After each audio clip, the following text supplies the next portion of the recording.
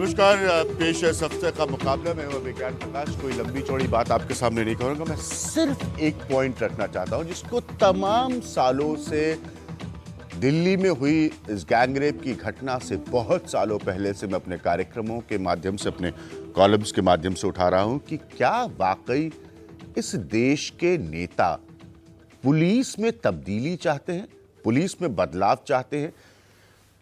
इस मुल्क में डॉक्टर मनमोहन सिंह, देश के प्राइम मिनिस्टर की लाइन है कि इस मुल्क में इकोनॉमिक रिफॉर्म्स की जरूरत है, यानी कि आर्थिक सुधारों की जरूरत है।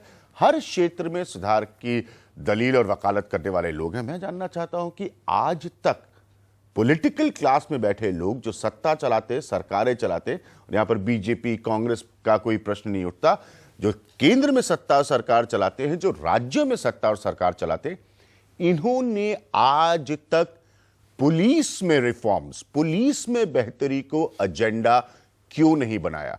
मैं आपको इस कार्यक्रम के जरिए यह भी बताने की कोशिश करूंगा कि इस पर कितना कुछ कहा जा चुका है।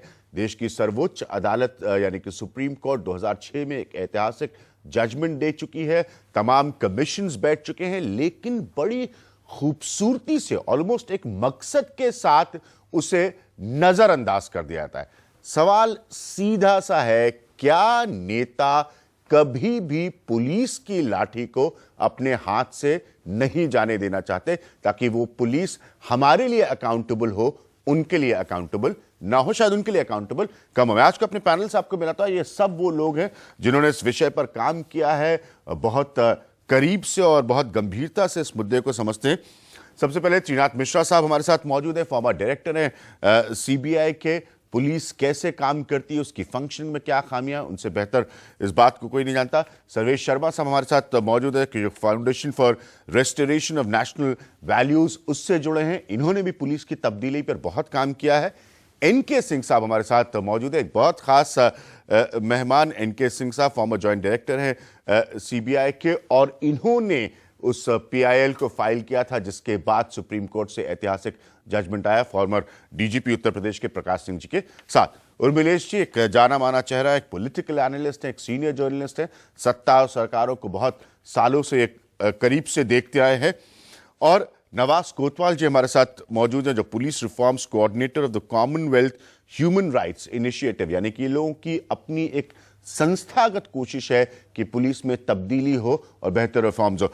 मुंबई से हमारे साथ जुड़ रहे हैं टीएसआर सुब्रमण्यम साहब, जो कि इस देश के फॉर्मर कैबिनेट सेक्रेटरी। पॉइंट बहुत क्लियर है। उर्मिला जी, मैं आपसे शुरू करूंगा।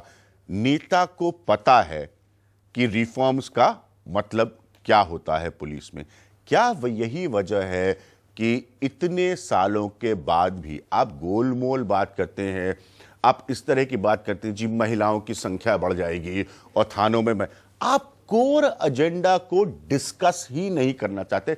मैंने तो आज तक किसी पॉलिटिकल पार्टी को नहीं सुना कि उन्होंने कहा कि अगले एक दिन तक संसद में सिर्फ इस बात पर बहस होगी कि देश की पुलिस देश के लोगों के लिए हो, हमारे लिए नहीं। बिल्कुल सही। और इसकी वजह है अभिज्ञान, मैं समझता हूं सिर्फ नेता नहीं, तो जो पूरी इंडियन स्टेट है, हाँ। जो भारतीय राज्य है, हाँ। वह नहीं चाहता कि इस देश में पुलिस रिफॉर्म हो। 1861 की पुलिस एक्ट जो हमारा है, वो 1857 आजादी की पहली जंग, जिसको भारत की जनता ने अंग्रेजों के खिलाफ लड़ा था अपनी मुक्ति के लिए, उस स्वाधीनता संग्राम के बाद अंग्रेजों ने 1861 का पुलिस एक्ट लाया, जिसके आधार पर भारतीय पुलिस का एक खास ढंग से संगठन हुआ, गठन हुआ। सवाल इस बात का है कि इतने सारे कमीशन, इतनी सारी कमेटियां, इतने सारे विशेषज्ञों की संस्तुतियां, इसके बावजूद सुप्रीम कोर्ट का 206 का एक महत्वपूर्ण डायरेक्टिव, इसके बावजूद इंडियन स्टेट ने कभी नहीं एक शिद्दत के साथ महसूस किया कि अगर उसको इकोनॉमिक रिफॉर्म्स की जरूरत है, अगर उसको बहुत सारे और रिफॉर्म्स की जरूरत है, पुलिस रिफॉर्म्स की जरूरत क्यों नहीं है। तो मुझे लगता है कि जानबूझकर ये वेस्टेड इंटरेस्ट है इंडियन स्टेट का, क्योंकि वो भारतीय जनता पर जिस तरह पहले के राजा महाराजा रूल करते थे और उसके बाद अंग्रेजों ने रूल किया, उसी तरह से एक पॉलिटिकल एलीट जो हमारे देश का पैदा हुआ है, एक आर्थिक एलीट, माने कुल मिलाकर आर्थिक कारोबार सरकार के जो बड़े लोग हैं वो जो इमर्ज किए हैं, इनका एक महागठबंधन है बहुत चंद लोगों का, बहुत चंद शक्तियों का, जो इंडियन माने भारत की जनता पर रूल करना चाहता है। और वो ये चाहता है कि कतई पुलिस रूल उनके करने वाली हाथ के फोर्सेज नीचे को रहे। बदला न जाए। तो रूल करने वाली जो फोर्सेज हैं वो एक टूल की तरह हैं, एक उपकरण की तरह है इनके हाथ में। वरना क्या वजह है कि अंग्रेजों के जमाने के एक जो भी फेरबदल थोड़े बहुत हुए हैं वो बिल्कुल हूबहू उसी तर्ज पर हैं जो अंग्रेजों ने बनाया था। कुछ राज्यों ने किए हैं लेकिन वो मामूली फेरबदल हैं, वो क्वालिटेटिव डिफरेंस नहीं आया है। बड़े बड़े बदलाव भी श्रीनाथ मिश्रा जी। और मैं कतई भी सीबीआई की डिबेट पर नहीं आ रहा हूं, हम लोग सिर्फ स्टिक करेंगे पुलिस को। आपने और भी सीबीआई के अलावा बड़ी ऑर्गेनाइजेशंस को हेड किया है। पॉइंट ये है कि ये क्या है, ये लोग चाहते क्या है कि पुलिस एक तरह से कब्जे में रहे उनके? देखिए, कोई भी जो सत्तारूढ़ व्यक्ति है या दल है, समूह है जी, वो अपनी सत्ता में हिस्सेदारी नहीं चाहता। जो आपने बात कही वो मुनासिब कही कि जब आजादी मिली तो कोई व्यवस्था में मूलभूत परिवर्तन नहीं आया, कोई बुनियादी तब्दीली नहीं आई। गोरे चले गए, उनके जगह पे काले भूरे लोग बैठ गए और उनकी जो व्यवस्था थी, उनका जो तौर तरीका था शासन चलाने का, वो बरकरार रहा। इसीलिए पुलिस में या गवर्नेंस में भी कोई खास बुनियादी तब्दीली नहीं आई। मतलब वो हैंगओवर अभी भी है, उस असर में अभी भी आप जी रहे हैं 2013 के हिंदुस्तान। देखिए, जो हमारा गवर्नेंस सिस्टम है उसमें वॉयलेंस की मोनोपोली सरकार के पास रहती है।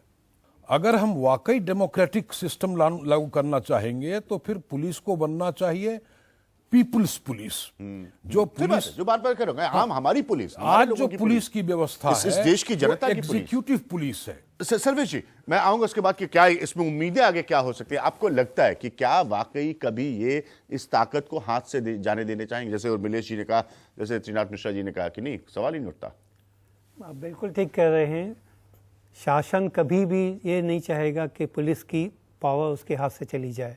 और मैं जब शासन कह रहा हूँ तो शासन में पॉलिटिकल लीडर्स भी शामिल हैं, मिनिस्टर्स भी शामिल हैं, उसमें ब्यूरोक्रेट्स भी शामिल हैं, उसमें सीनियर पुलिस ऑफिसर्स भी शामिल हैं। बिकॉज जब आप पुलिस की बात करते हैं तो पुलिस का जनता से जब संबंध होता है वो constable, sub inspector, inspector level पे होता है। उनके पास पावर नहीं है, कुछ भी नहीं है। पावर जिनके पास में है, जो सीनियर ब्यूरोक्रेट्स हैं, सीनियर लीडर्स हैं, सीनियर पुलिस ऑफिसर्स हैं, सारी पावर उनके पास है। और आप जब भी जाएंगे रिफॉर्म के बारे में बात करने, ये तीनों सेक्शन रिफॉर्म को करने से मना करेंगे। India's #1 news app just got even better. Download NDTV's new app. Fully optimized for retina display. Full screen view. Faster response time. And Sudoku. NDTV's new iPad app. Download now.